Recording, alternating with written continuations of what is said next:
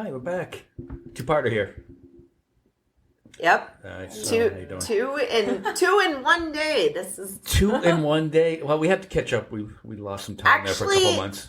And we actually kind of like the 2 episodes in 1 day because then we get like an intermission to go get snacks and a new beverage. And so we kind of like it. And it keeps it from being too long. I think I think 35 minutes is a sweet spot on the podcast. Right. Now the last one we went into otters and shit like that. And we dragged out for an extra 10 minutes. But yeah, no, you said the O word. Like now I'm like, oh my God, I want to see a cute otter face. Those whiskers. I'm like, oh, you're going to get me. You know, you can't do that to somebody who has ADD. Yeah, well, and the otter reaction videos will be up on our Reality Redemption podcast. Those little otter faces. But we were getting how they swim on their backs. And you'll have to listen to the last episode to get into seasonal depression and everything else like that. And another thing I think that comes with that, with like the seasonal depression, is like watching the news, and it's coming up on another election year, and it doesn't. Who knows what's going to happen next year with all the legal stuff going on in courts and all this other bullshit. It doesn't really look good. And you tend to get into this like depression, like, oh God. Like Snow and I, would we get thrown in jail for what we say on this podcast? Probably, because our topic on this one is going to be about being pro-choice, right? Yeah. So we probably would. But it seems like it's all doom and gloom because, say what you will about Biden. I think Biden's doing a good job. Mm-hmm. Overall. I think he's doing a good job. He's doing good things. He really is. Mm-hmm. But the perception is he's old, he's febrile. That's because of our media, though. Like, our media keeps going on that. Our media focuses more on his age than they do on any of his accomplishments, or look at it from the other point, or disaccomplishments. Is that a word? Anyways, like, if you, like, I don't even really hear them reporting on a ton of negative stuff about Biden. It's the only thing they ever come up with that's negative is Biden's old. Like, that's what I get out of it. Like, Biden's old. Like, they try to say, like, oh, the cost of living has gone up, but it's like, they're blaming him for the current president. Exactly. They're like a buildup of things throughout the years. If they try to blame, if they're trying to pick a hardship out, they will specifically try to blame it on Biden, which is not his fault, because most of the inflation that's still happening right now is the fault of corporate greed. They are not being held to account. They are still price gouging the fuck out of people, because if you noticed, remember when everyone was yelling and screaming about like the price of eggs going up? And to be fair, the eggs were expensive, but it was because of the egg farming crisis or whatnot. Like, what does the eggs have come back down, though. They've come back down. I mean, I've been buying them, so don't try to tell me that they're still $7 for a fucking carton of eggs. People don't draw attention to the fact that they've come down. Like, they only freaked out about them going up. And some things have not come down. Yeah. And it's because corporations are fucking greedy, and they're still price gouging people. So a perfect example of that is if you take like a 16-ounce soda in a convenience store. You go in, it used to be like 99 cents, and it went up to $1.29. Now it's up to probably $2.99, $3.19. Okay. I don't buy soda, so I wouldn't know. I'm just saying, I'm just using this as an example. And what they blame it on is when the price of gas goes higher, right? They blame it on that's why they do it. But when gas prices start to go back down, once you get accustomed to buying that at $2.99, they're not going to lower that price back down. I know. They're like, why people are willing to pay this price? I'm going to. The public needs to be better about saying, you know what? Then fuck you. I don't need your product. They need to be better about being like, no, I was paying this much for a soda. I know it doesn't cost you that much to make this soda and produce it and sell it to me.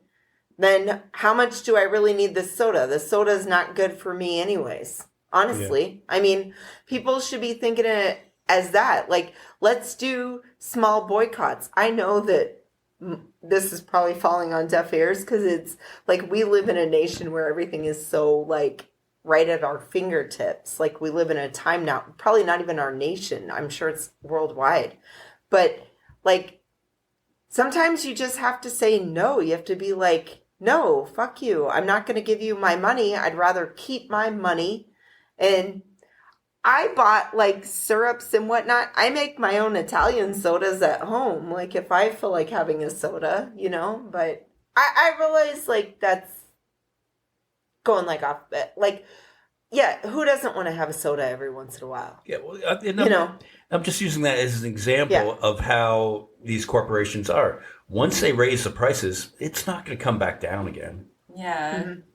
You know, because you're going to. And I think the point I'm trying to make is, even though I was like getting all flustered, we need to be smarter consumers, people.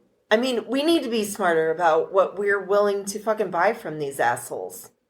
Sometimes, I mean, their bottom line is they want to make money. Your vote. Yeah. Like your money. Let's be smarter about what we're going to fucking spend our money on then. I have this conspiracy, not really big on conspiracy theories on this for the most part, but do you think like, because gas prices haven't come down that much, they've come down a little bit.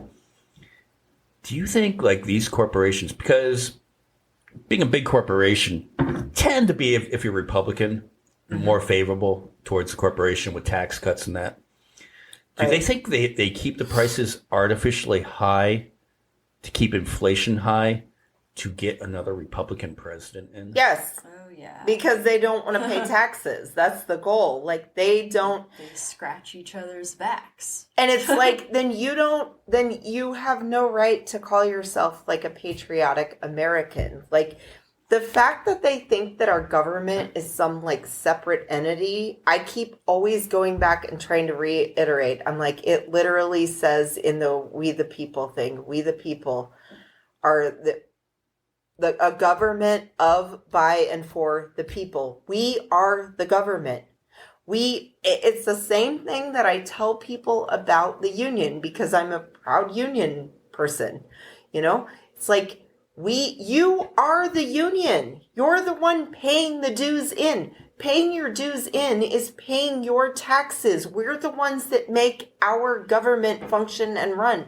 Our country function and run. It's because of all of us. Politicians need the reminder that they are public servants and they're supposed to be exercising the will of the people. Well, but that's right. But quite, to be honest, that's fucking bullshit. It's not we the people. It's we the people that pay us to make these laws. It's the corporations. It's the corporations. It's not about the people. They've turned it into that. They have manipulated it through buying politicians, putting all their money in. They figured out a loophole. They figured out a way that, but we could basically just buy the government and fuck the whole a government of, by, and for the people. Fuck all that, because we have the money to buy it. And guess what? The Supreme Court long ago considered money free speech. That's what happened. Like, that's the whole core thing of, remember when Bernie Sanders was screaming about overturn Citizens United? That's what it's all about. Yeah. Citizens United was put into place by the Supreme Court saying that money is allowed to be free speech. And it's bullshit. Corporations and then whoever has the most money can buy the fucking government. And then you can set shit up the way that you want it to go. And then it goes transparency for how much money they can donate. Yeah. So it's a divide and conquer mentality. Right. So you have the media, buying into media okay, media or corporations sponsor media companies. You have the media over here, you have the media over here. Now, the same corporations sponsor both. Pay in. And you listen to this side or you listen to this side, and that keeps us divided on what the real issues are. If I turn on CNN and listen to what they're talking about, and then I turn on Fox to listen, it's like you're listening to two different universes. Worlds. It really is. It's two different things. There's flat Earth and then there's Earth. Yeah, and whatever side you believe. Now, there's truth on both sides. There's a little bit of truth on both sides. One side, I think, tends to try to rile people up and keep them angry and stuff like that. The other side tends to make people afraid and be fearful of what might happen and stuff like that. Appeal to emotion. But it's the corporations divide and conquer, keep us fighting with each other so we don't realize what's really going on. Mm-hmm. And what's really going on is corporations, the uber rich, like we're talking, like there's nothing wrong with rich people. I mean, I seem to get this thing out there that like I hate rich people. No, I do not. There's nothing wrong with rich people.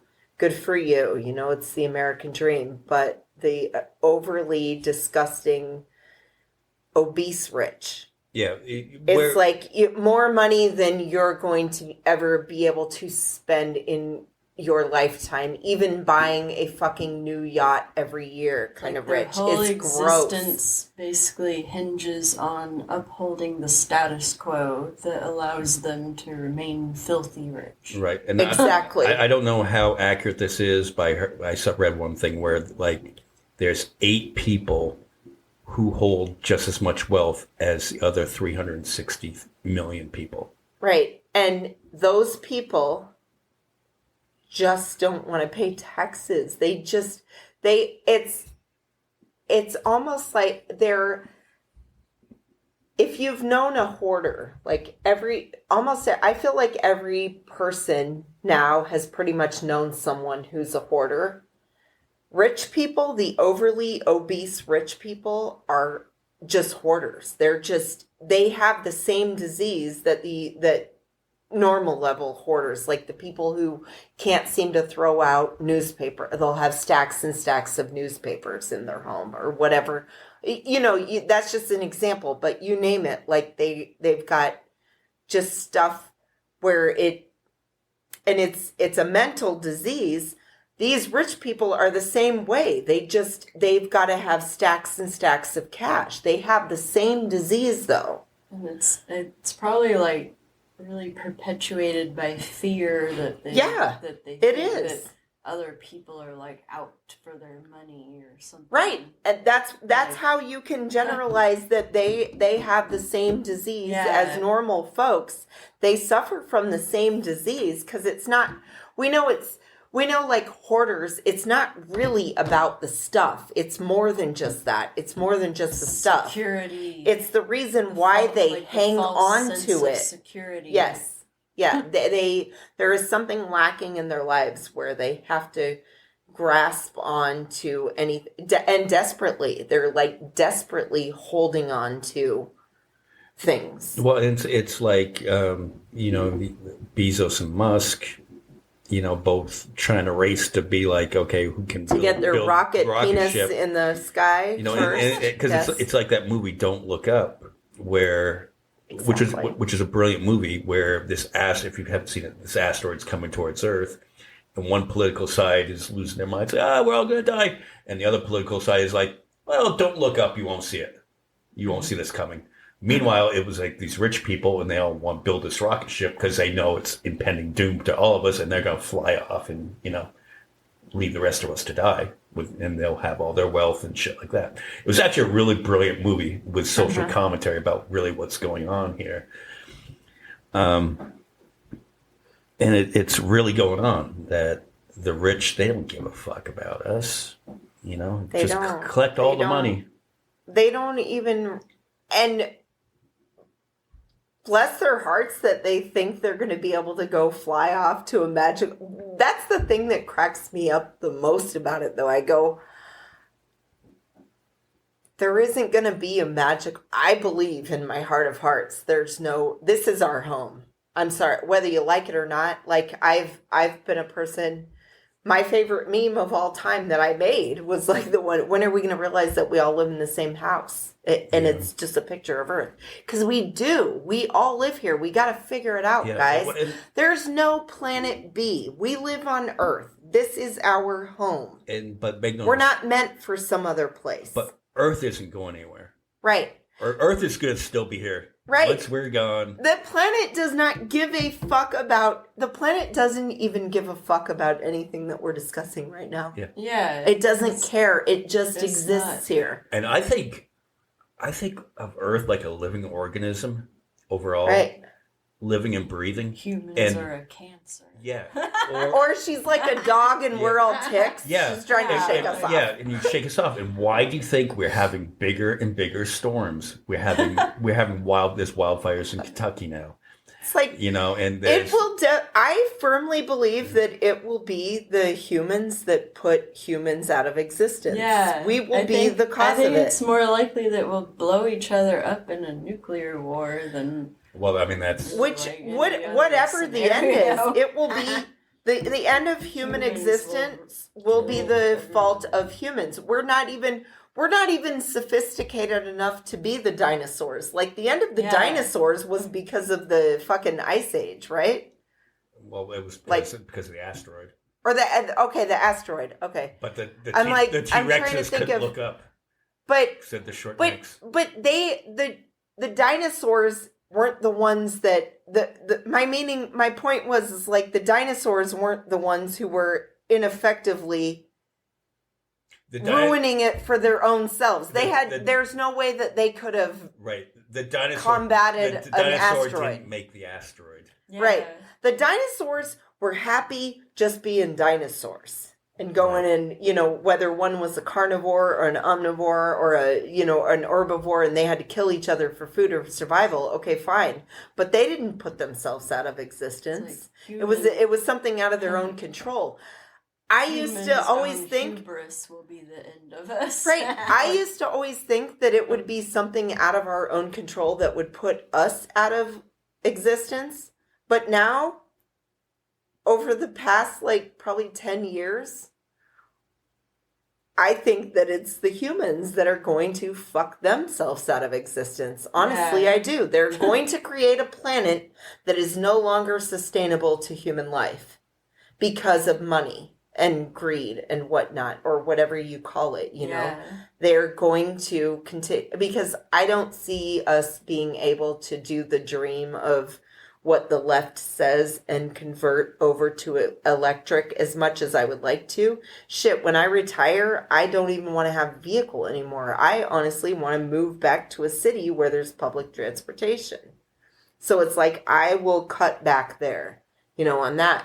I'm sure there's other things that I will do that aren't going to be necessarily good for the earth. It's crazy to gaslight us little people into thinking that the burden of responsibility rests upon us when it's giant corporations and other countries that have no EPA standards, like China, right? Immensely, contributing to whatever environmental things are going on, but it's no, it's the fault of the little person that doesn't recycle or something. That just feels like gaslighting to me. And it is. I don't know. It totally... You can do whatever in your power, but it's not going to offset the fact that, that the whole countries and other places don't have any standards, and we all have to share the same air. And that's my point exactly of the thing, going back to we all live in the same house. If we can't all collectively get on board with this, and we can't, because how is exactly how you said, they're putting the fault on the little person, and then the little person's thinking, okay, cool, I will go buy an electric car. But it does give right? each individual person a false sense of being somewhat in control, even when they're not. Right. And it's like that's exactly it's a total mental mindfuck because you're like thinking the little person is going, cool, I'll go buy it. Fine, I'm getting on board. I will go buy the electric vehicle, but we still cannot combat the fucking oil giants. Yeah. We can't do it. Like they're never going to get rid of each person's shouldn't we are never going to be 100% energy independent. We're never going to. Not unless you can get every single fucking country on board. Everything that lives on planet Earth, everything, all of us would have to get on board. Yeah, like not to say that each individual shouldn't try to do whatever's in their power to, because like we should stop saying, but it is like we should stop saying people should stop saying you're destroying the planet. We should stop saying that right now today. We should stop saying we're destroying the planet because guess what?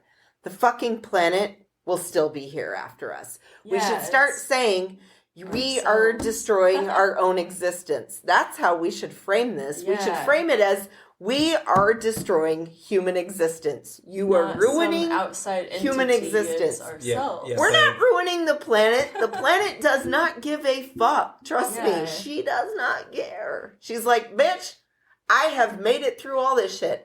I've made it. People have thrown motherfucking asteroids at me. Guess what happened? Took out the dinosaurs. I'm still standing, like Elton John says. Yeah. I mean, and that's it. And I never understood why, like Shell, how come they didn't get behind creating energy efficient cars 30 years ago? Like they knew this was coming. They because they're the type of people that remember the bumper stickers when you and I were teenagers that said, "He who dies with the most toys wins." That's their fucking mentality. Yeah, and that's they think they can take all their money with them to the next life. That's right. And if there even is one. And if you watched the end of Don't Look Up, it did not end well for them. Right, it did not.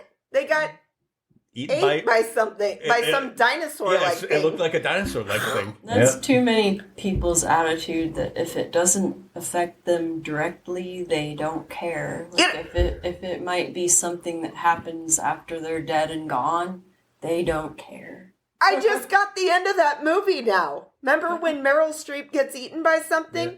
So we all get sent to the second place where we don't realize that the dinosaurs are already there because they fucking have already been sent to the second place. So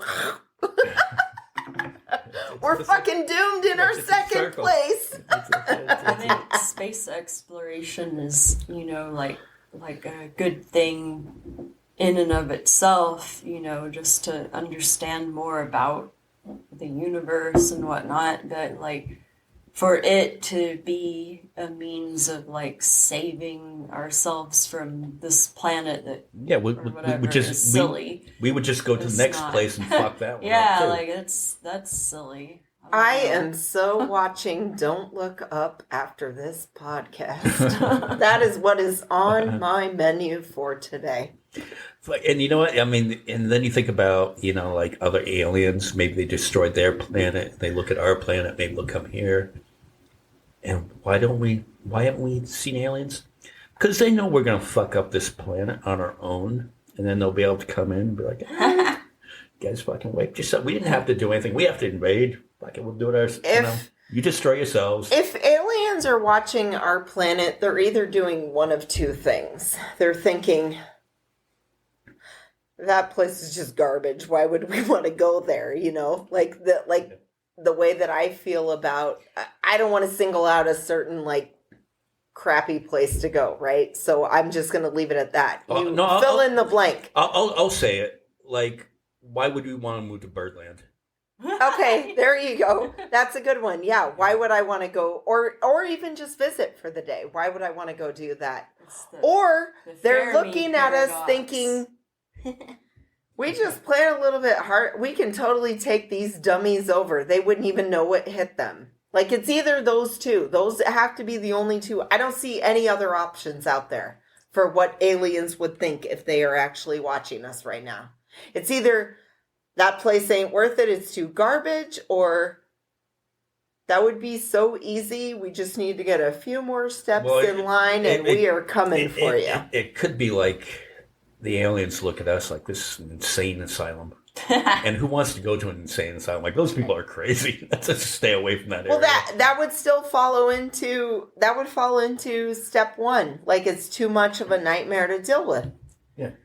Yeah. Or it's like, we're still planning our tactical maneuvers, only because if they were studying us, they're probably like, would our weapons, because the United States alone likes to spend a lot of money on its defense and weapons and all that, would our weapons be able to combat the weapons of that planet?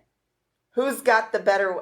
Who knows what the fuck they have? They might have some lasers that can like fillet you in like split seconds. We don't know that, you know? It's like their thought process is so far different from our own that it's not even like worth their time to deal with us at all. Right. You know? And that would go back to number one. They're like fucking amateurs. Like, why would we want to even dick with it? This planet is literally destroying itself. Actually, I take that back. What did I just say? The planet's still going to be here. This race of humans the humans are literally destroying themselves. We don't even need to go in and destroy them. They're like literally doing it to themselves. Just let them be. It's kind of for stupid reasons too, because overall with all this division, you know, you can talk to people from the other party and you can have civil conversations. Hey, how you day? And like we always say, talk about food. Talk about food, and you have good conversations. Always go to food. Yeah, it's the easiest way to calm things the down. weather. Food, the weather. How's your family? It's the best way to calm things down. Yeah, leave religion and politics out of it, and we don't learn those lessons. Even at Thanksgiving, we don't learn those lessons. You know, because you always have that uncle that comes over. I wish in customer service that people could just go back to that, because I'm really tired of dealing with people on their soapboxes, because I'm in a position to not really be able to counter with my view on stuff, but I'm stuck having to listen to them ramble about theirs. I've been there. So you gotta be like, with that, like I've been there too. It's like those people just want to vent, and you've got to be like, change the subject. Basically, for those few moments, like basically, remember when we were just talking about aliens and humans? In that instance, like you're the alien and you're being like, this person's gonna fuck themselves into their own fucking shitty existence. Like our you kind of feel sorry for them. Too far different that there's like not really any common ground, so it's better just to friggin' change the subject. Right. And you've got to look at it as you kind of feel sorry for them. So you're just kind of like, you let them talk and you're like, I don't have the time and I'm at work. So I'm representing this company. I can't explain to you anything.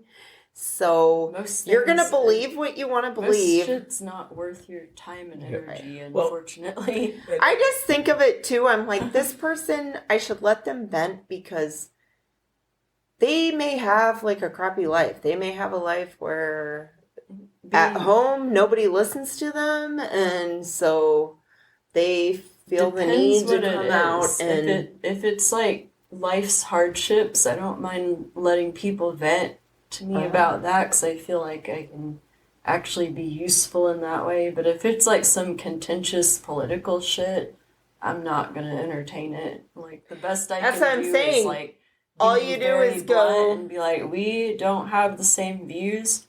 I'm not going to talk to you about this. We're going to change the subject. Mm-hmm. And then that's just literally what I do. Because I'm not going to pretend to agree with them on things I really don't agree with. But I'm also not going to like waste my energy to argue with them when they're committed to misunderstanding anyway.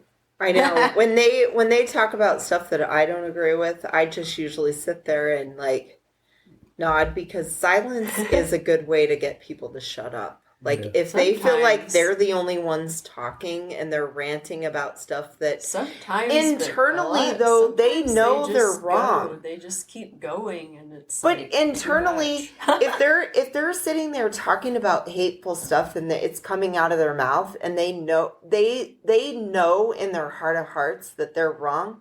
So the best way to deal with them is to just sit there in silence, because then they'll finally. They'll finally, people find silence one of the most uncomfortable things. Like, they don't know how to deal with it. So if you kind of sit there and be like, yeah, yeah, and you don't say anything, there's no input. Just say something snarky, like when someone was ranting about like people abusing food stamps and homeless people. Or whatever, just like things like that, and they just kept going and going despite me not interacting with it. And I just said, yeah, you know what, I hate poor people too.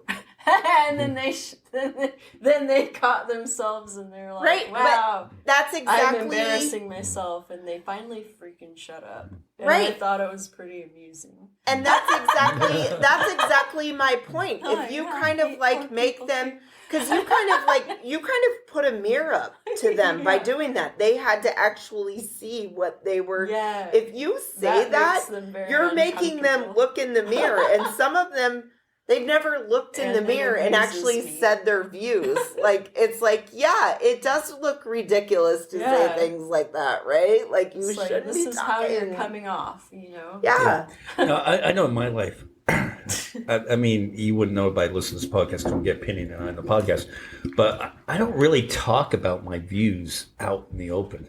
Yeah. I just keep it to myself. Like, who wants to know what I think about everything in the world? Yeah, I think nobody gives a shit. One of the biggest life's wisdoms is being able to vet a situation to know what is worth your energy.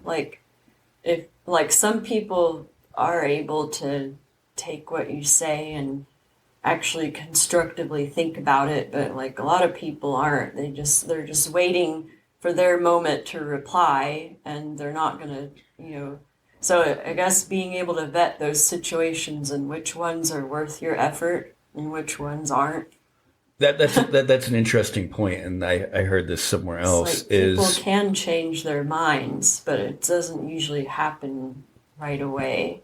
People don't really have conversations. They don't listen to each other. And what I mean by that is that you're having a conversation, but you're just waiting for the pause so you can interject your view there. Yeah. So you're not really listening to what the other person has to say. Most people are that way. A lot of things just really aren't worth your time. Yeah, I mean, like I said, I'm not going to change anybody's mind over my opinion on anything. You can plant the seed in someone that's not completely on the other end of the spectrum from you. If they're leaning more the other way, but they're not all the way on the opposite, you can maybe give them a perspective they haven't thought about. But unfortunately, they don't usually acknowledge it right in that moment, so you're not going to get the instant gratification of changing their mind, but you can plant the seed where they might think about it over time and change. But it's useful to be able to vet if that's possible or not with some people. Well, I mean, it's hard. I mean, your beliefs are your beliefs, so you're not going to really change that in people in a conversation. You're if I was talking to a conservative, there's nothing I could say to them to get them to change their perspective. Well, not at this age, yeah.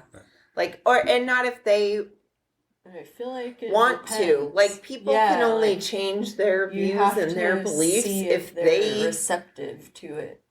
Right, if they're able, it takes an open mind, honestly. Yeah. I mean, because I grew up differently than how I am now. Yeah, so it's you have proof in yourself that people are able to change their minds. It's not an impossibility, but it's like improbable that they will in that moment that you're talking to them. And honestly, like, with people changing what they've always been taught and what they've always believed, it is one of the hardest things to do. Like, it really, it's not like it's an easy thing to go against, everything that you've always been raised to believe as fact or whatnot. It can make you like very angry. Yeah.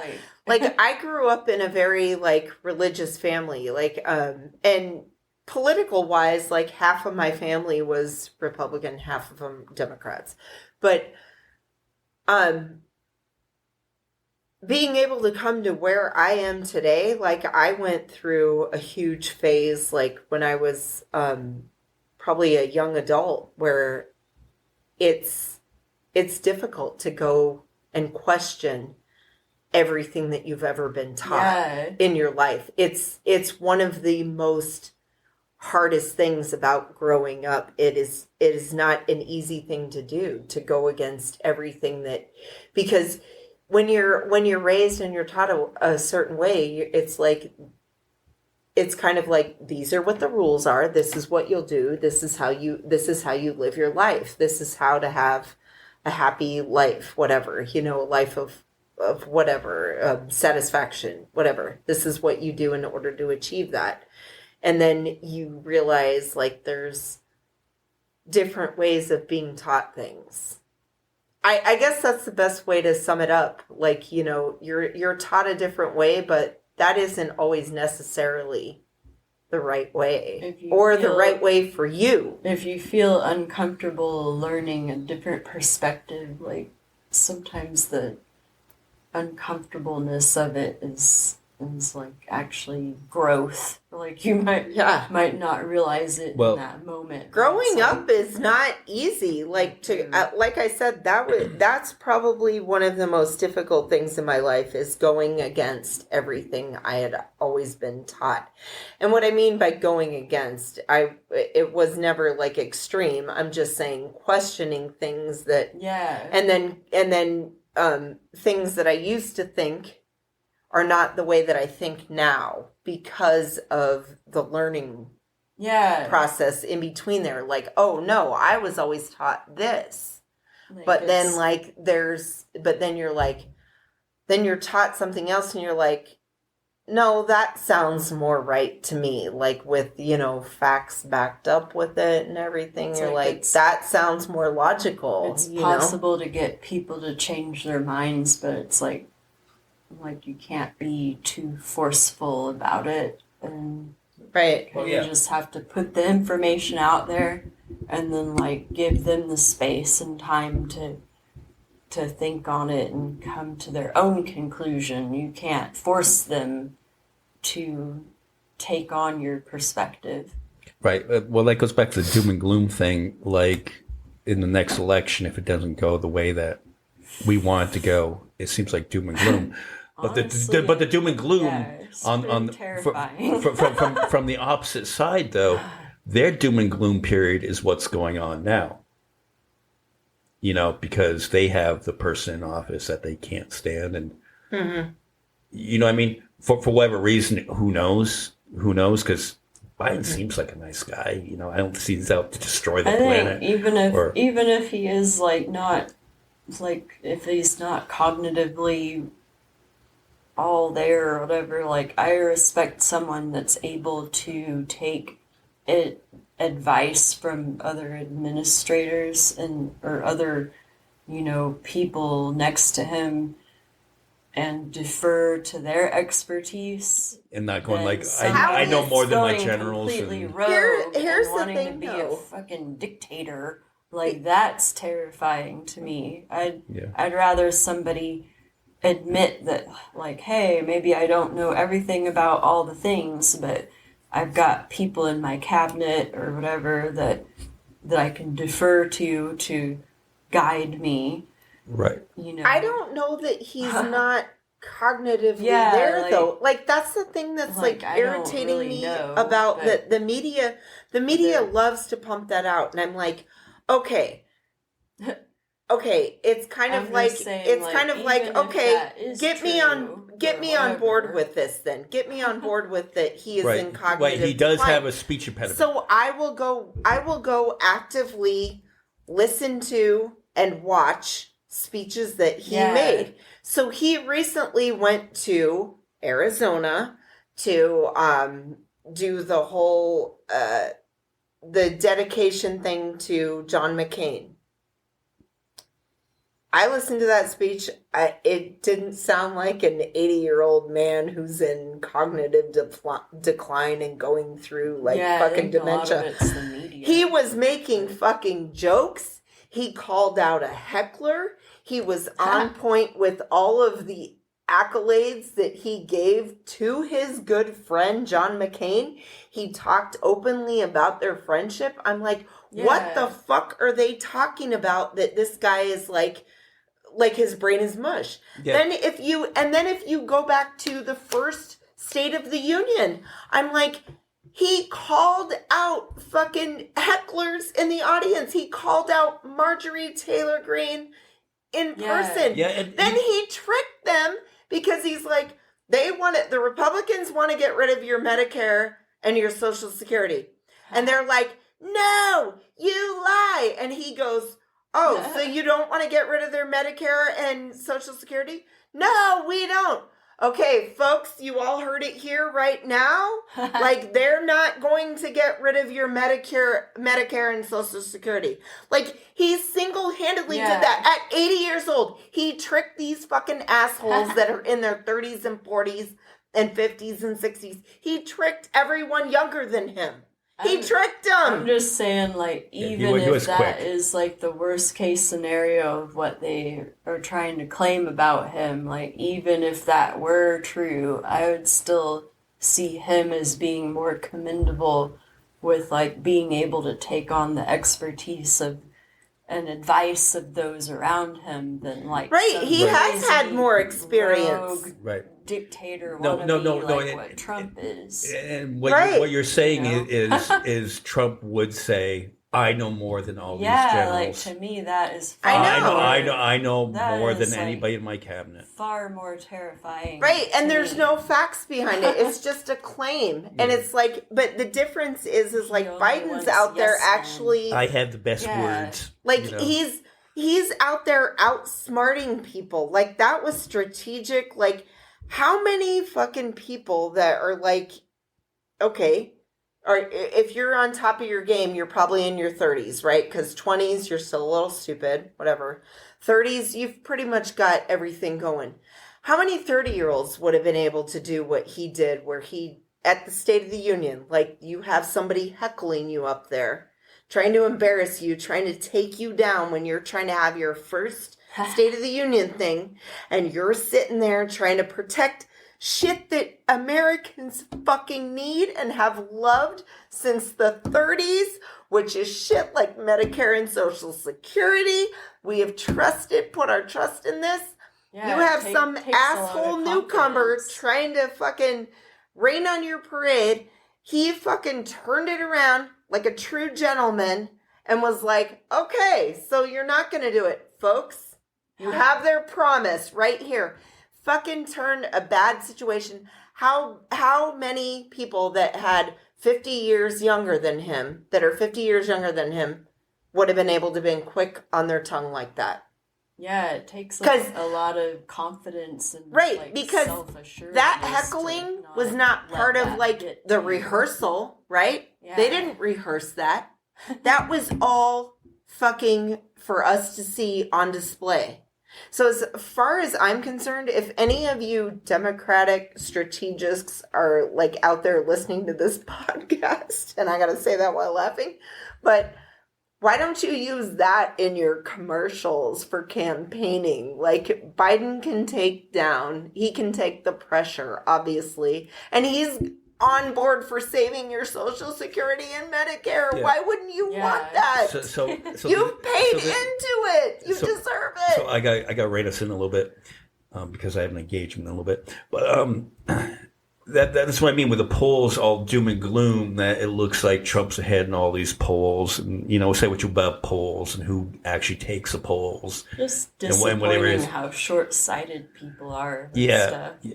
But I'm going to turn this into a positive, is like we think it's doom and gloom and it's impending doom next November. But then you look at what happened in the elections this week in Kentucky with the governor, winning a re-election. God, let me look at my notes. I should know this, but Andy Bashir. If you were asking for a name, I could have given it to you. Yeah. The Bashirs are a Kentucky dynasty. Yeah, Bashir seems like a great guy. I don't know. I mean, I see presidential material out of him someday. But I don't. Not now. Someday. I don't see why the Democrats don't go with an Andy Bashir, just because maybe he doesn't have the baggage. I'm just saying. I know. I know what you're saying. It's like, look, I will hands down vote for Biden, but I keep hearing all this noise from the outsiders. He's too old. There's a lot of ageist people here. And some of them are fucking old people themselves who are completely 100% ageist. And if you actually sit there and challenge them on some of these questions, they won't listen to Biden. They're sitting there listening to the hype about, he stumbles over his words. Okay, he's already said that he has a speech impediment. He already says that he has stuttering going on there. But I'm like, somebody like that who is called out, you are called out. If you're called out is being heckled by a heckler, okay? And it's embarrassing because it's in front of a large crowd. Would you be able to do it? Would you have been able to handle it the way that... I don't think that I could have been able to handle it like he did. I honestly, that's I will proudly vote for him. But on the other hand, like what you're saying... I understand all these ageist motherfuckers too, and that scares the shit out of me because I don't want to end up with the orange monster in office ever again. Well, I wish that there would be just new blood in general, just fresh perspective on things, but that's not gonna divide my vote. Right. If it comes, I'm voting blue Biden no matter Trump, who. Right. Vote with anyone who's not Trump, basically. Right? What you have to do I will run to the front of the line. What you do, I think the media, they reported on some, but they didn't do enough job, is to see how big the abortion issue is in the United States. Yeah. And how the Democrats really need to make that their platform. That should be their number one agenda. That is the platform. I think they pretty much are. Because that right there is freedom. There. They need to run on freedom, which is freedom of choice. So what we had Andy Bashir winning. Now, if the Republican guy had won, it'd be a totally different story. In Virginia, you have a very red governor there, but the voters in Virginia kept the House and the Senate Democratic to keep the governor of Virginia from signing any kind of crazy abortion laws. In Ohio, they voted to make women's rights part of their state constitution that will be protected, which is a very good thing. And that's why the Democrats need to not focus on Biden's age. Just you focus on this one issue, because even in red states, this is an issue that wins. This is the biggest, the thing at, the biggest threat right now that is the abortion rights. I feel like compared to any other thing, this is what has the most, potential to go either way, that we really need to focus on protecting. The only thing that I think too, to do just the final, I think they should run on the abortion thing, but to do the final slam dunk, put the ball straight up in the basket, nothing but net. Fucking just finally do the federal legalization of marijuana. That would be I don't know. that would be the thing that, well, they have talked about it for the past 3 elections now. They have talked about doing that. This is the time when you need to bring that out because of the danger that we face right now. I firmly believe that. Like, I just think that would be the thing that would completely seal the deal. Plus the abortion, because the abortion thing is going to bring people want legal marijuana. Right. Overall, the abortion thing is what's going to bring the majority of women in. But then, and men are like, we've got a lot of good men allies who are on our side with it, like MJ.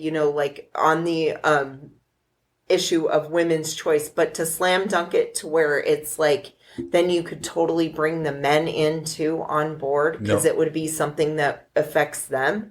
Because some of them, honestly, like some men aren't as vocal as they should be about the abortion issue when it's like, dude, it does affect you. Yeah. I hate to break it to you, but abortion affects you too. And I want to see more of you standing the fuck up and being more vocal about it. I greatly appreciate that's why I think allies. If they did a two platform, like ideal, I'm having a brain fart right now and like thinking of the word, issue, like a 2-issue, solid, good issues that you're fighting for, freedom, that would work. Legalizing pot it would work. Is the gun issue for the right. Yes. It's the same thing. It's a slam dunk. Yeah, now what it would put it over the top. What the Democrats should do also would be like, look, we're not going to ban AR-15s. Just admit that we can't do that at this point. There's too many of them. That's like the one thing that really I don't think they should even talk about that. No, that's it. Don't even mention it. Don't bring it up. Don't away from Democrats. It's like don't even talk about that one. You should talk about abortions. And you should talk about weed, honestly. Yeah. If we want to defeat the orange monster, that is what needs to happen, because that would totally get rid of them. Even freaking crazy psychopath Kelly Ward, I guess she's like switching her stance on abortion because after seeing the polls and how much the polls in Arizona are favoring pro-choice. Right. She's like switching up her shit and saying that she's like not as much of a forced birther as she initially claimed, because she's, like a lying piece of shit that just wants to get right. Yeah. I would love to ask her, were you a forced birther when you were still a Democrat? I just curious, because you used to be on the left. Yeah. Just because she's seeing the polls and how they're going more towards pro-choice. If anyone's a panderer, she is. She is the biggest panderer on the planet. But that just shows how much, how big of an issue it is. It's like she's willing to flip-flop on her stuff. Even a psychopath like her. So, Kat, what's going on in Arizona right now as far as, getting abortion rights on the ballot next year? Right now, our big thing is collecting as many signatures as we can. We signed. We have to have something like 500,000 signatures for the state to get the initiative on the ballot to be voted for in the next election. Right. And then I have no doubt that it will get on there, because I think we've got a pretty good momentum going. And basically it'll protect abortion rights up until fetal viability, and fetal viability is to be determined between the individual and their healthcare provider, not arbitrary, times that are dictated by politicians. Because 15 weeks or 6 weeks. Each pregnancy is different. So each pregnancy has, a different definition of what fetal viability is. So I really like that they left that to professionals in their field, being the doctors. And I feel like that's how it should be. It should be between the individual and their doctor, not politicians that make arbitrary laws about things they don't even understand. And when's the deadline to get signatures? I believe it's June, I think. That's a lot of time, though. Yeah. We can do it. We can do this. When Roe v. Wade was leaked to be overturned, there was a group that got a ballot initiative together, and they had like a month and a half to get as many signatures as what's usually done in like 8 to 12 months. And that's the only reason why we didn't get enough signatures for that, was there just wasn't enough time. But I think now, considering there's like plenty of time and there's still like a good momentum going and people concerned about this issue, like I really don't doubt that it's going to get on the ballot. And every single state so far that has put abortion rights up to be voted on in their state constitution has voted in favor of abortion rights. So I have pretty high hopes, especially since our governor is pro-choice. Like, I'm pretty well positive that this is going to pass. We just have to put in the work to get it there. And to gather those signatures by next June. Yeah, I mean, again, this is the issue. You know, it's... I think in Ohio it passed with almost 60%. 60%, yeah. In favor, which is like a decent lead. In a pretty red state. Yeah. Ohio didn't used to be, but yes, and as Ohio, of late, it is. Ohio was one of the states that had the trigger ban on the book whenever Roe v. Wade was overturned. So basically they had everything, like their ducks in a row, to go into effect immediately to outlaw abortion like the moment that Roe v. Wade was overturned. So this is a huge thing for them because it's like a complete 180 from like being one of the most restrictive states on abortion to like getting their freedom back now. So I'm excited for them for that. Yeah.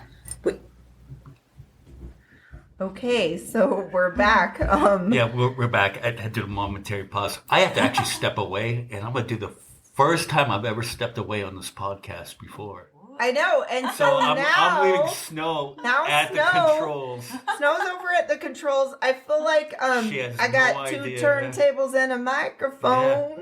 Yeah. It's kind of weird sitting on that side of I know. isn't it? It is so weird. There's so many like buttons for me to push, and I'm like, don't touch them, but I really want to. There's so many things to play with over there. But I didn't think this conversation was quite over yet, so I'm going to hand it over to you two, and continue on. We will figure it out. Hopefully, I will talk to you next time I'm on. Okay. Bye, MJ. And I'm going to be very critical of what I hear. I might listen back to this. All right. Well, we don't really care. Okay. No, I'm just kidding. Okay. So, we're getting back to our abortion talk right now, and I believe we have. What were we talking about before the show? Too, the list of states that are there. It was the C word, not the C word, but it was like the contingent or something. The states that are like codified. Yes. That's it. Okay, that's the C word we were looking for, folks. Yeah. I knew it wasn't my favorite C word. Okay. Okay, so if you'll explain like what codified is too. Like what that. So codified means that they have protection in place for abortion rights in their state constitution.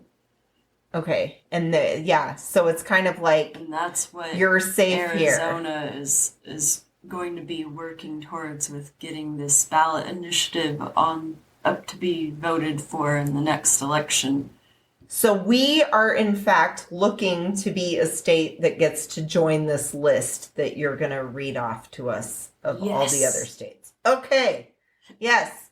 And just so everyone knows too, MJ and I, that's what we did before we started the show today. We actually signed the petition. So if you guys see a petition, if you are an Arizona person and you see the petition anywhere, please, please, please sign it.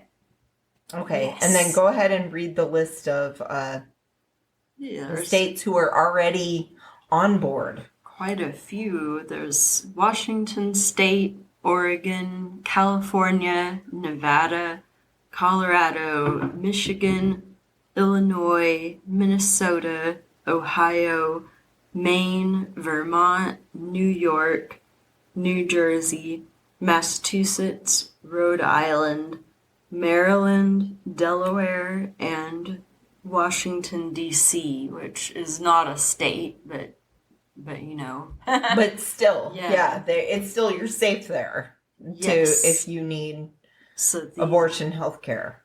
These are the states that have it protected in their state constitution. There's two ways that they can go about doing that, and one is to have their legislators sign it into law, and the other is to get it on an election ballot for the people to vote for, which is what we're aiming for, since our legislators currently are not the most favorable. So leave it up to democracy, and the people will be the ones to have the say, which I feel like should be the way it is anyway. So we're one of the states on the list. Do you think there are other states right now, in our same position, that are trying to also be codified?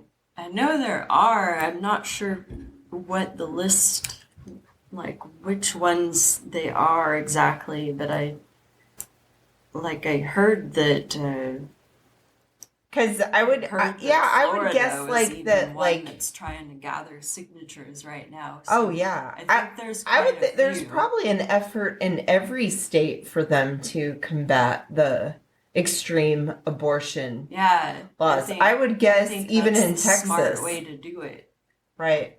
Just leave it alone, leave it for what it was when we won this in 73. And as I mean women won this long ago. It's frustrating that the overturn of Roe v. Wade has, the other side tried to be dismissive about how bad of a thing it was by saying that it just defers the law back to the states, but really that just means it takes it out of the hands of the individuals. So it's not like there's less government interference in your life and your choice. It's actually more. Right. So now we're having to work backwards to make it, each individual state regain its rights, pretty much. But I think it's getting there. Right. And I wish with the whole abortion issue, pro-life, pro-choice, whatever people feel most comfortable with labeling it as. I for one, I have no problem labeling it as abortion. I don't really see abortion as a bad word. Yeah. And I'm getting tired of politicians and mainstream politicians who we all know very well, up there sitting there talking about the whole late term abortions and people, and then some of them saying crazy shit saying after a baby is born, they're committing abortion. It's no, that would be murder, and it doesn't happen anyways. But if it did, that would actually be murder because the person was born. The baby was already born. We need to have a real strong definition of words here where it's because there are instances where late term abortions do need to happen, like with regards to the life of the mother being threatened, or really bad, like if the birth, like the brain is like, and slowly die anyway. Right. If the baby's going to die right after suffering, that is like cruel and unusual punishment that doesn't need to happen. Or there's instances where I forget the name of the disease, but it's like they don't have a fully formed skull. Yeah.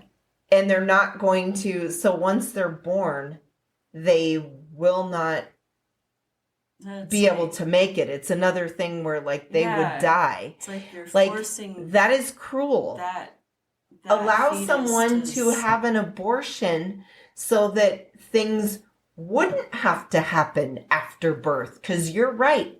Nobody wants to see someone being born and then fucking murdered, or as you call it, aborted, like right after, like as they would label it like that. You know what I mean? Yeah, it's like politicians making laws without even like caring to try to understand the implication. And like I've heard of a lot of politicians that are regretful for the vote that they made on like overturning Roe v. Wade, because they didn't understand at the time the implications of what they were even voting for. And now that it's too late, they're like hearing all these terrible stories of like suffering of women dying, or like people having to watch their newly birthed child die and all this stuff. And they're having all this regret. And it's like, normally I can, give some leeway to people and their ignorance and their learning periods of growth and whatever. But if you're a politician and you didn't do your due diligence to understand the implications of what it is you're freaking voting on, and the fact that you're affecting real people's lives, like, I don't have any sympathy for you. I hope the guilt eats you alive every moment of every day. Like, I think those people should have to be subjected to hearing these sad stories every day so that they're like overcome with the guilt of what they've done. Because, I hope that one of the filmmakers should come up with a documentary of different women telling their gut-wrenching stories. Yeah. Because a lot of times that I've heard some of these gut-wrenching stories, these were from women who wanted to have it was a wanted pregnancy. If it's these so-called late-term abortions, right. It's almost always women they wanted these babies, pregnancies. And they had to make a gut-wrenching decision of terminating the pregnancy because that was the only viable option. Yeah. Like, the baby's not going to survive. And the baby, and in some instances, it would also jeopardize the life of the mother. Like, the mother could actually die from them not allowing. Like, there have been instances where women who live in, let's say, the state of Texas. I will pick on Texas because I don't like your fucking laws, okay? There have been women in your state that have had to they have had to wait and wait and wait because your extreme laws say that we have to wait, or you will jail the doctor, criminally prosecute the doctor for doing what the doctor says. Look, we need to terminate the pregnancy, but the state says you have to wait till they're almost dead, and then you can. Once she's almost dead, then you can try to bring her back from the dead. Yeah, like, it's a really hard ridiculous line to tread when someone's like on near death, and some people, it's like, how can they call that pro-life? They do die. How can they call that pro-life? If we're looking, here's a person who's already been on the planet, the mother. This is what I'm thinking. You know, she's already been on the planet. She has to wait till she's almost dead. And you guys still have the fucking audacity to call yourselves pro-life? Yeah. That's the thing that fucking gets to me the most. Like, obviously, I'm visually upset right now. Like, I just don't understand that. You have no right to call yourself pro-life. If you're going to wait till someone is almost dead. Yeah, you are. Yeah, like it is sick. You're like enacting unnecessary suffering upon people. You are playing God. You're like, I want to see the suffering. Like, you're almost like sadistic. Who even knows if there is a God up there? Do you think he's really up there? He or she is like up there getting off on the people who are dying around here? They'd probably want to watch the more entertaining stuff, like otters, right? I'm bringing it back to the otters. The God from any of the Abrahamic religions, or right? Because that God is pretty fucking sadistic, right? I mean, like I'm saying, like if we're following the God that most Americans do, the magical guy who lives up in the sky, it's like, would he really want to be watching like all the suffering? Is that what he would be like? Oh fuck yeah, I can't get enough of that. You know? No. He'd probably want to watch the otter videos like that we want to watch, you know? It's just crazy. I mean, so there's the petitions. What else is there in the organization you're with is NARAL, right? Like, what else is there that people can do right now to help with the... Mostly like getting out and voting, encouraging people close to you to vote, having the uncomfortable conversations with people that you're close with that might be like undereducated and have opinions because they're not fully educated on abortion matters, like just having real conversations about the implication of abortion being fully illegal. Like the fact that Arizona still has the 1864 law on the books. It thankfully the last court case, it like didn't go through for that one to be implemented. And currently we're at like the 15-week ban. But since they didn't strike down the 1864 law, it's still on the books, so that basically in the future, if there's not protection, it is a possibility that legislatures could try to push that through. There's actually like currently a case going on right now that the governor who's pro-choice has on halt. That's the legislators trying to push through, that has to do with the 1864 law. And so like if that were implemented, then like that's the one that has the very strict like no abortions regardless of if it's due to rape or incest or anything. Like no That's the 1864 law? Okay. And since it wasn't struck down in this last court case that came up, then it's still like basically an ever-looming threat until we have some very concrete protection in place, which is what we're hoping for right now. But like we're not... Like, if that doesn't pass, then it's a high possibility that we could be forced to see this really bad law go into effect. And, like, the only reason it hasn't been pushed through already is because we have a pro-choice governor. Mm-hmm. So, like, we really need this to happen. We really need constitutional protection right now. Right. And I'd also like to make the point on this too, because I've been thinking about this one a lot with regards to abortion, and it's been talked about a lot recently, just in everything, like in our media, in our everyday life.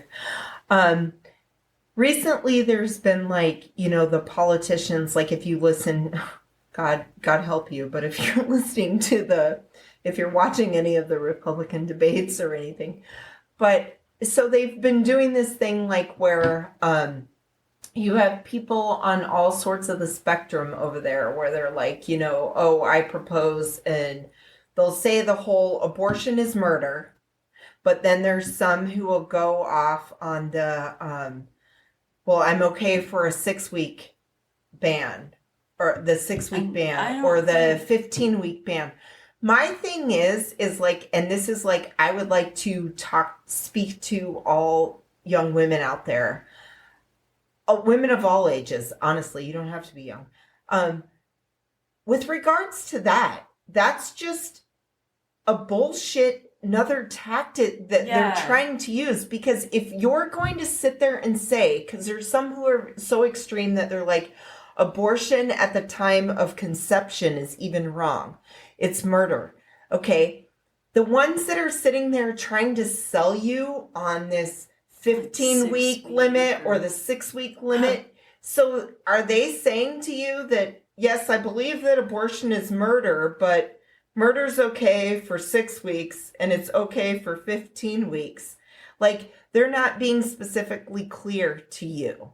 They're lying to you. I don't think a lot of people realize that like 6 weeks is basically like one missed period, which is when women typically realize that they're pregnant, and like by that time it would be too late. So it's kind of like they're just giving people lip service. They might as well have a full abortion ban, but they're appealing to the people that are too ignorant to recognize the fact that like 6 weeks is not, it's just not feasible. Like it's literally I mean, it might as well be a full ban, because it's, and as an example, first finds out that they're pregnant. I can speak to my own period. Okay, I remember I got my period when I was 13 years old. My period was never normal. I have a family genetic thing, and my sister has the same exact thing that I do. Got my period when I was 13. It never, ever, ever, ever, ever once came on the same day. Never. Yeah. It came whenever the fuck it felt like it. Okay. I had a period. I'm one of those people. I had a period that lasted for 3 years. Shit. Where it actually came every month. It at least consistently came every month for 3 years.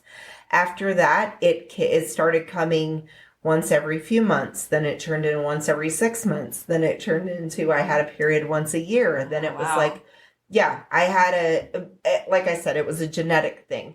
So, but this is just to go to show people that there are some women, yes, who have the same consistent period every month. They know right when their period's coming every single month. They have it marked on their calendar.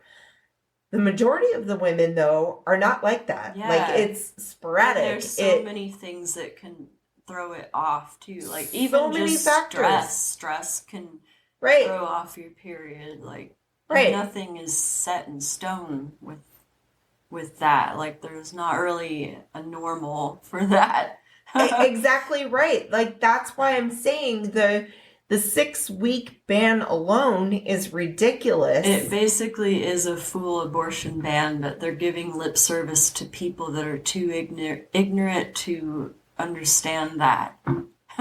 Which is a lot of people. Well, they're too ignorant to understand that they are taking shit away from you. Is what we really need to make clear. It's not a compromise. 6 weeks is not like 6 weeks. And 6 weeks, okay, if you were pregnant for 6 weeks, your eventual baby. It's not even, medical terms don't even call it a baby. They're calling it, It's a zygote at that It is stage. the size of a grain of rice. Yeah. Go into your, ladies, any gentlemen, both of you, go into your kitchen right now. Go look at a bag of rice. Go look at a bag of rice that you have. That is how big a baby is at 6 weeks. It's like what will become a baby. We really need a fetus. Education. Education is so lacking. I think that's like a huge reason why we're in this predicament, because of people's miseducation.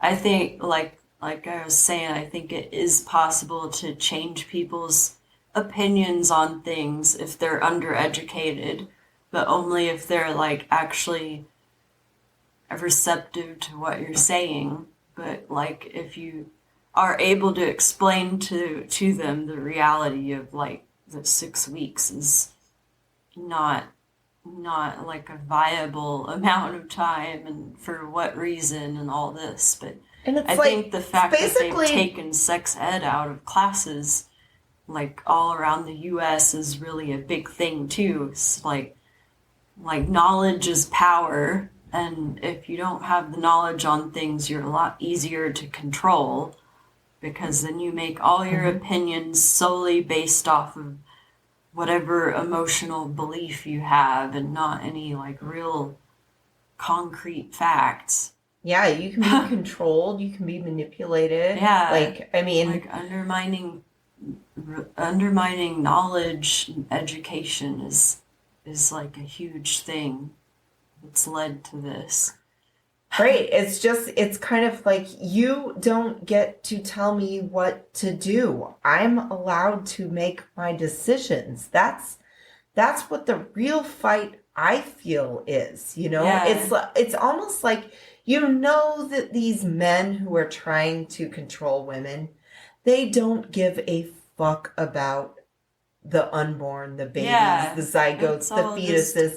They don't give a fuck. It's more of like, I just feel, I'm like, I don't want you telling me what to do. It's like I'm not going to tell you what to do in your life. I know better.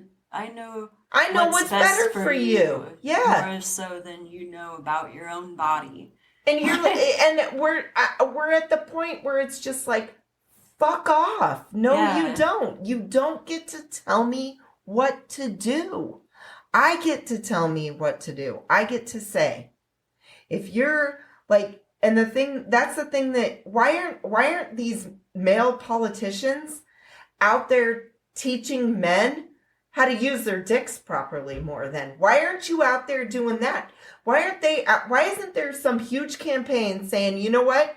You guys really should be more selective on who you're going to like fucking put your load in, basically. Why isn't there that going on? Because you know what? I would be like, have at it. Fucking, okay, teach them. Teach them that. Yeah. Fine. It probably should be taught. Maybe we would get better quality fucking people out of it. You know what I mean? Just make different kinds of birth control accessible to everyone, and right. Like, let the women have their thing onto women. Like, why isn't there a thing where we teach women, okay, you know what? Like, men can't always control themselves, obviously. You know, we see that. Like, and this isn't a male bashing thing. Don't get me wrong. I like sex as much as the next girl. But it's like, we all need to understand the way in which sex works.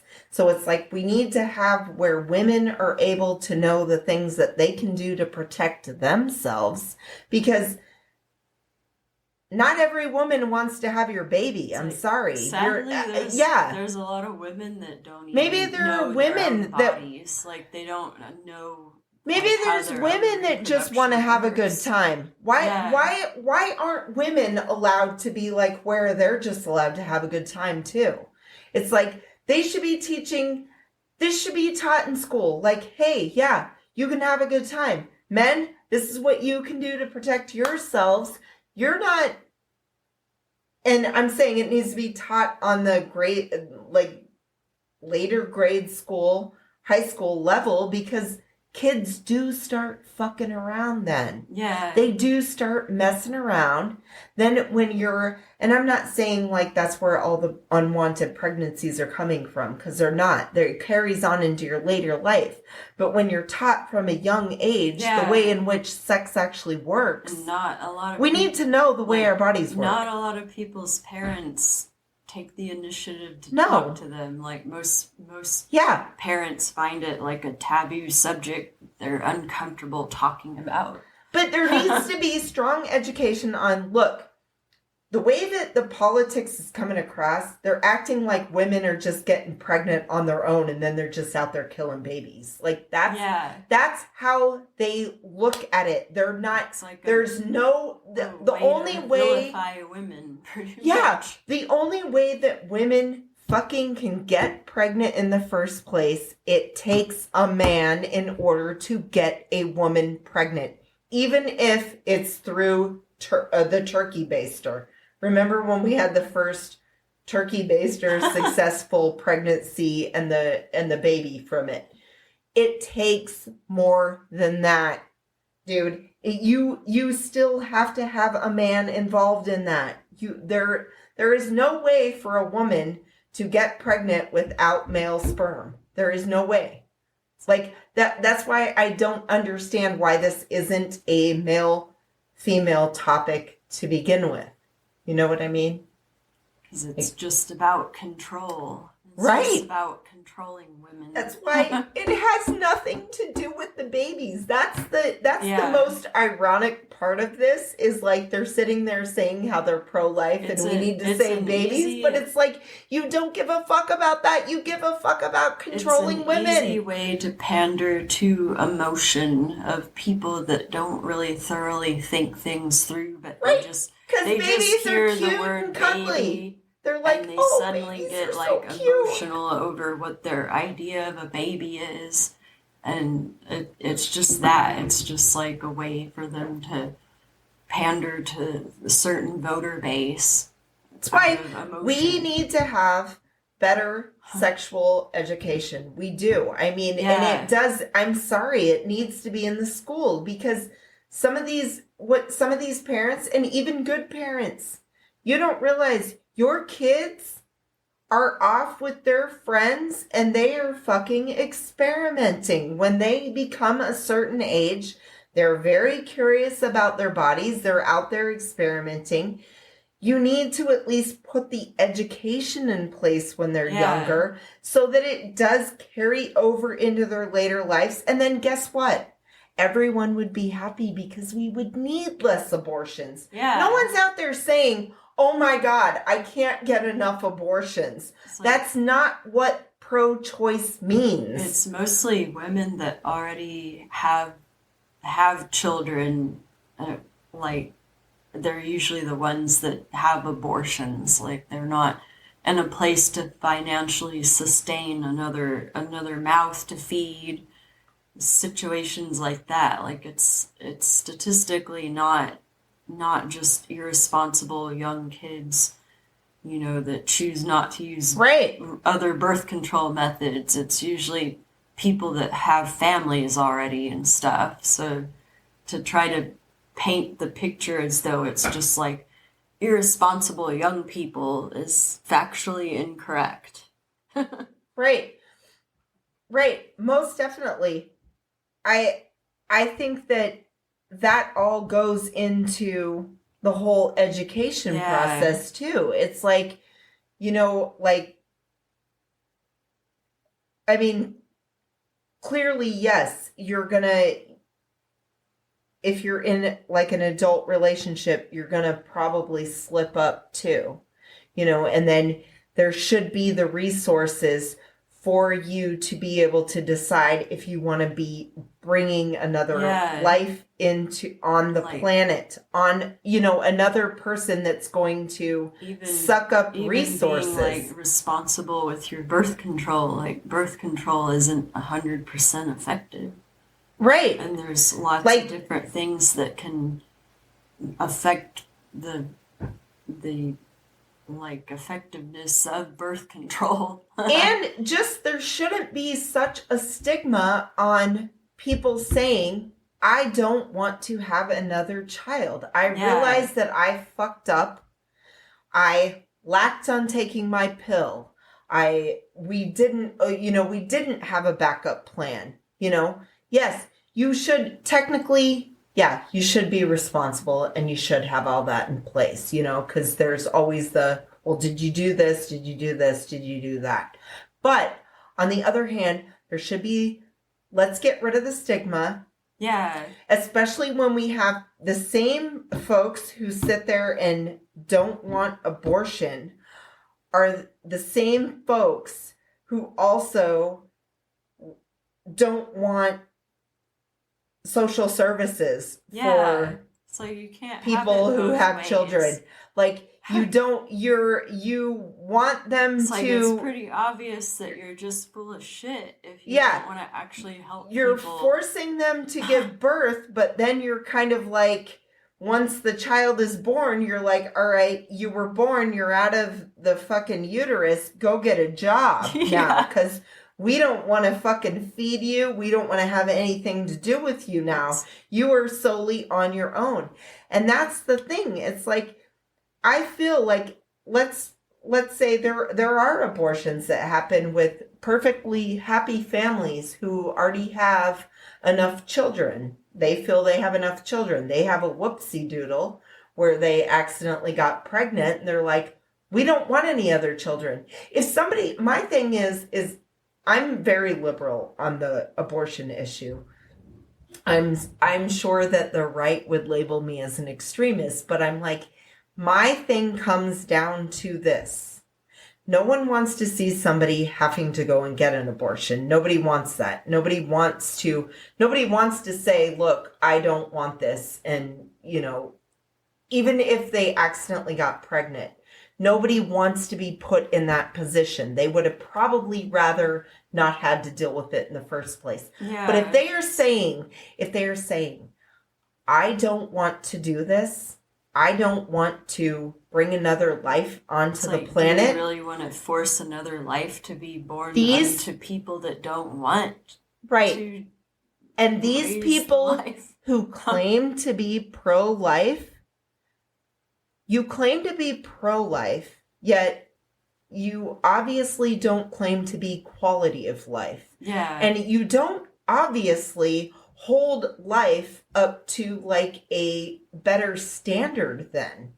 Because if you did, then you wouldn't want to force people into poverty or whatever you're forcing them into.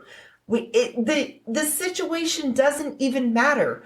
My thing always comes back to, if somebody tells you they don't want to have a kid, I think we should listen to them because there's also all the psychological things that go into it too. Like somebody who's born under the pretenses of their parents didn't really want them but were forced to. It's like do we honestly think that they're going to have a good quality of life? It's like maybe some of them, but not all. Some of them are going to be like left by the wayside. They weren't wanted. Kids can tell when they're not wanted. Like when they're resented, they can tell all the feelings that are exactly. So why don't we have the thing?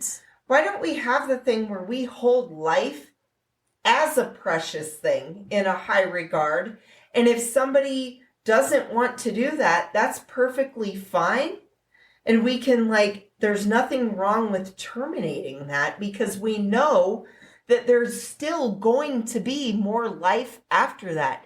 They act like with each abortion, life's going to end. No, it's not. The planet hasn't begun. It's going to keep going. Somebody else will have the babies. It's not like we need to focus on each fucking end of it. That's the thing I don't get. It's like our population keeps growing too. The resources of the planet. If people don't think that our water issues, if you think that it's something that doesn't have to do with also that population isn't a factor, like we have more and more people using the resources, then I feel sorry for people that believe that, because it's like, that most certainly, that is common sense right there. You're breeding more people. It won't be a problem in their lifetime, so they don't care. Right. So then you fucking pro-lifers, you don't even give a shit about your own people. You're just like the false narrative to push so that they have something to rile up their voter base, with emotional shit. Right? It doesn't rest on reality. Right. That's it. That's the bottom line.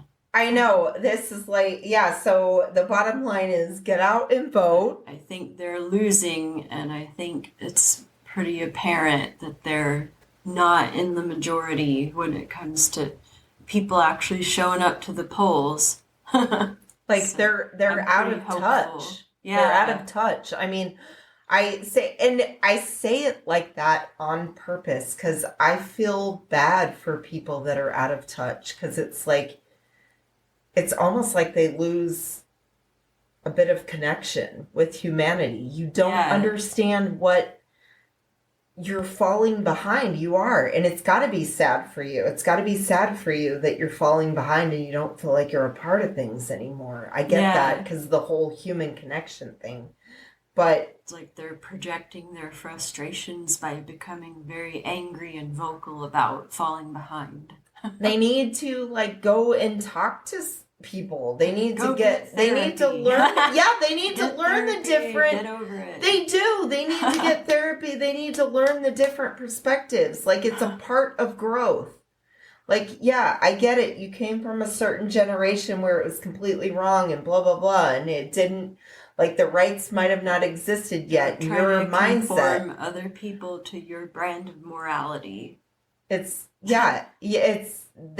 why we live in the United States.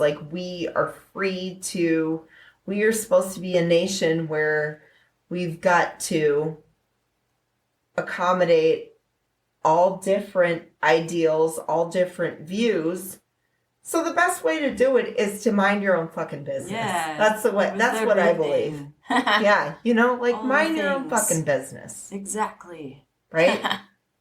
Okay. Yay. So we should probably wrap this up then. Do you have any more information that you would like to tell us about, the good critical stuff of what we can do? Not at the moment. I'm going to try to do some different things, probably mostly on Sundays coming up. I want to try to be just available at maybe Starbucks or something like that for people to come sign the petition.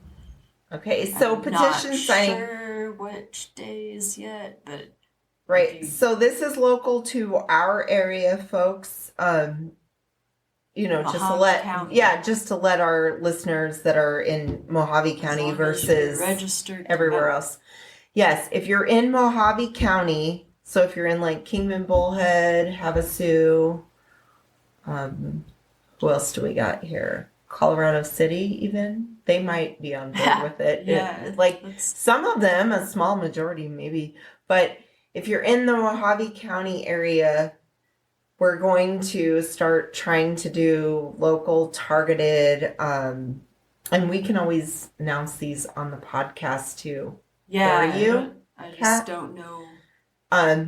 Different places to come and sign the petition, or if you want to give out you're on Facebook, mainly or a way Facebook. For them to contact Facebook you. Group is called Kingman Area Reproductive Freedom Alliance. So if you go to the page and then join the group is where I post most of the updates for things. Okay. And they would also be able to, because let's say they can't make any of the weekend things. Let's say they don't have weekends off. They could at least contact you in a way to meet up with you and sign a petition. That would work. Yeah. Figure it out. Right. Yeah. We just need to get these signatures in. How many signatures we need again? 500,000 for the whole state. For the state of Arizona. So we already know that Phoenix is working their asses off. Tucson's working their asses off. But we really want to, since we are in Mojave County and we are represented by people like Gosar, we want to show that we are fighting against this and we are committed to the rights of women. So please get out there. Please help sign the petition for our county so we can turn in a bunch of signatures. That would be amazing. Okay. Yay. All right. Yay. Okay. We will end it on that. We will talk to you guys next week. Thanks for tuning in and bye y'all. Bye.